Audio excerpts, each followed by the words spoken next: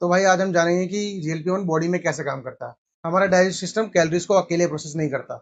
हम जब भी कुछ खाते हैं शरीर में एक जबरदस्त हार्मोनल रिएक्शन होता है। ये केमिकल सिग्नल का एक नेटवर्क है जो पूरी बॉडी को बताता है कि ब्लड शुगर कैसे मैनेज करना है और कब खाना रोकना है। अगर हम अपनी छोटी आंत को मतलब कि लोअर इंटेस्टाइन के निचले हिस्से यानी कि इलियम को देखें तो हमें पता चलेगा कि सिग्नल शुरू कहाँ से होते हैं। जैसे ही हम खाना खाते हैं कुछ खास एल सेल्फ एक हार्मोन रिलीज करते हैं जिसे जीएलपी-1 यानी कि ग्लूकागन लाइक पेप्टाइड 1 कहते हैं। ये सीधा हमारे खून में जाता है, लेकिन हमारी बॉडी में बनने वाले नेचुरल जीएलपी-1 की एक बहुत बड़ी लिमिटेशन है। रिलीज होने के बाद ये सिर्फ 2 मिनट तक ही टिक पाता है और फिर टूटने लगता है। इसका इतनी जल्दी खत्म हो जाना कोई इत्तेफाक नहीं है। हमारी बॉडी डीपीपी-4 नाम का एक बहुत ही एग्रेसिव एंजाइम बनाती है। इसका मेन कारण यही है कि जैसे ही जीएलपी-1 रिलीज हो उसे ढूंढकर तुरंत खत्म कर दो। डीपीपी-4 के इस लगातार हमले की वजह से नेचुरल जीएलपी-1 हमारे खून में ज्यादा देर तक नहीं रह पाता। ये बस एक छोटे से सिग्नल की तरह काम करता है जो खाना खाते वक्त आता है और फिर जल्दी गायब हो जाता है। इसका इतनी जल्दी गायब होना असल में हमारे शरीर का एक एवोल्यूशनरी बचाव है, यानी कि वो हमारा एक सेफ गार्ड है। हमारी बॉडी कुछ इस तरीके से बनी है कि हमेशा पेट भरा हुआ महसूस ना करे। पेट भरे होने के सिग्नल कुछ ही मिनटों में हटाकर हमारा सिस्टम में पक्का करता है कि इंसान जिंदा रहने के लिए और कैलोरीज खाता रहे और खाना ढूंढता रहे। बॉडी की इस नेचुरल सिस्टम को बाईपास करने के लिए एक सिंथेटिक आर्टिफिशियल तरीके की जरूरत थी। इसीलिए लैब में सेमाग्लूटाइड, जिसे ओलंपिक के नाम से बेचा जाता है, बनाया गया। ये एक जीएलपी-1 एग्नोस्टिक है, मतलब एक ऐसा केमिकल जो बिल्कुल हमारे नेचुरल हार्मोन की नकल करता है और उन्हीं रिसेप्टर को ट्रिगर करता है। सबसे बड़ी कामयाबी इसके स्ट्रक्चर में थी। साइंटिस्ट ने इस पेप्टाइड के मॉलिक्यूलर स्ट्रक्चर को ऐसे बदल दिया कि डीपीपी-4 एंजाइम इससे जुड़ ही नहीं पाता। अब ये क्योंकि टूटता नहीं है तो इसके काम करने का तरीका पूरी तरह बदल जाता है।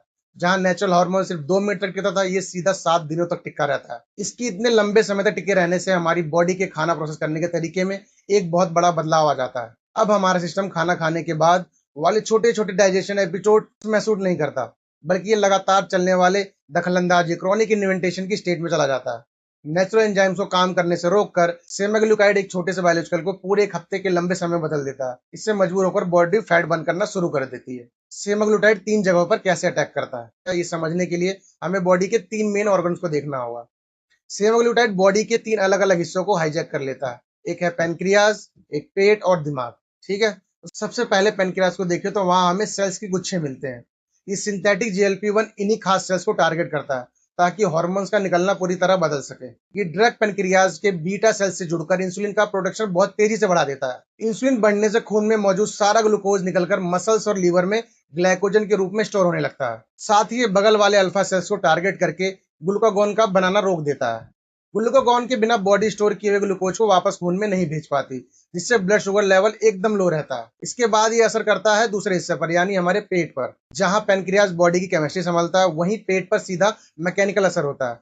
सेमाग्लूटाइड की वजह से ये डिलेट गैस्ट्रिक पेरिस्टालिस नामक की कंडीशन हो जाती है। पेट खाली करने वाले जो नेचुरल मस्कुलर कॉन्ट्रैक्शन होते हैं वो बहुत स्लो हो जाते हैं। इससे खाना बहुत लंबे समय तक ऊपरी पाचन तंत्र में ही फंसा रह जाता है। ब्लड शुगर के गिरने और पेट में बिना पचा खाना भरे होने की वजह से इंसान एक ऐसी स्टेज पर आ जाता है जहां कुछ और खाना बहुत ही अनकंफर्टेबल लगने लगता है। सबसे जरूरी असर तीसरे हिस्से यानी दिमाग पर होता है।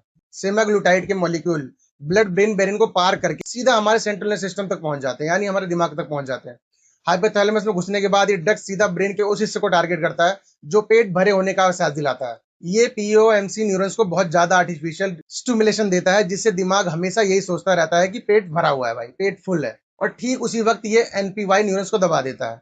ये वो न्यूरॉन्स है जो हमें भूख लगने का एहसास कराते हैं। इन्हें चुप कराने से दिमाग के लेवल पर भूख और खाने की इच्छा पूरी खत्म हो जाती है। अब बात करते हैं इसके रिस्क और साइड इफेक्ट्स की। इन 3 हिस्सों में मैनिपुलेशन का जो असर बॉडी पर होता है उसे टाला नहीं जा सकता। इंसान एक बहुत ही गंभीर आर्टिफिशियल कैलोरी डेफिसिट यानी कि कैलोरी की कमी में चला जाता है। जब बाहर से कैलोरीज नहीं मिलती तो बॉडी अपना सारा मौजूद ग्लाइकोजन यूज कर देती है। फिर जिंदा रहने के लिए यानी कि एनर्जी के लिए बॉडी सिस्टमैटिक लिपोलिस शुरू करती है, मतलब जमे हुए फैट को बहुत तेजी से तोड़कर इस्तेमाल करती है ऊर्जा के लिए। ठीक है, कैलोरी बर्न करती है ताकि हम उस शरीर को चला पाए।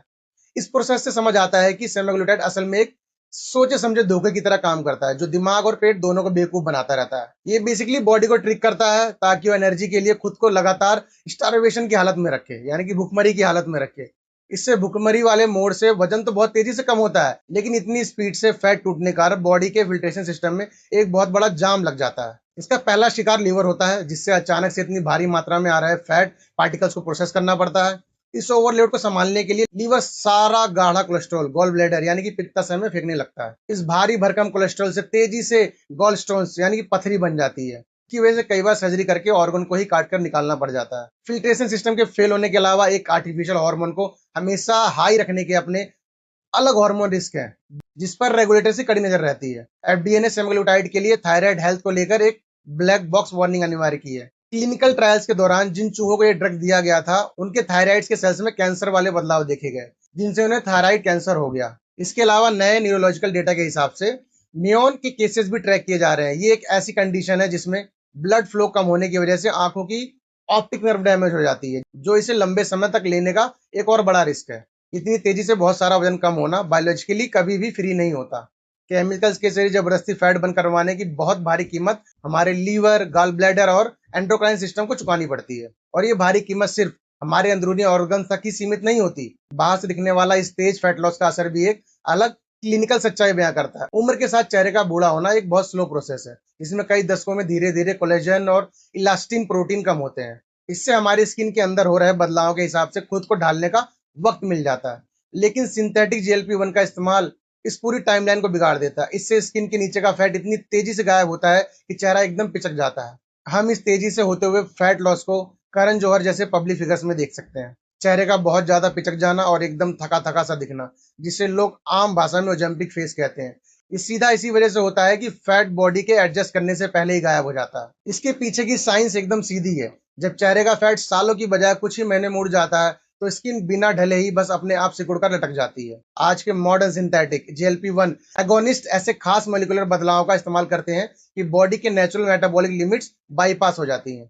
इन बदलावों की वजह से ये ड्रग हमारी बॉडी के एनर्जी रेगुलेशन सिस्टम पर लगातार दबाव बनाए रखती है। हमारी बॉडी के नेचुरल साइकिल्स पर इस तरह की आर्टिफिशियल स्टेबिलिटी थोपने सिस्टम पर बहुत ज्यादा स्ट्रेस पड़ता है। सेमाग्लुटाइड का इस्तेमाल एक बहुत ही सीरियस मेडिकल इंटरवेंशन है, जिसके लिए एकदम सख्त क्लिनिकल निगरानी की जरूरत होती है।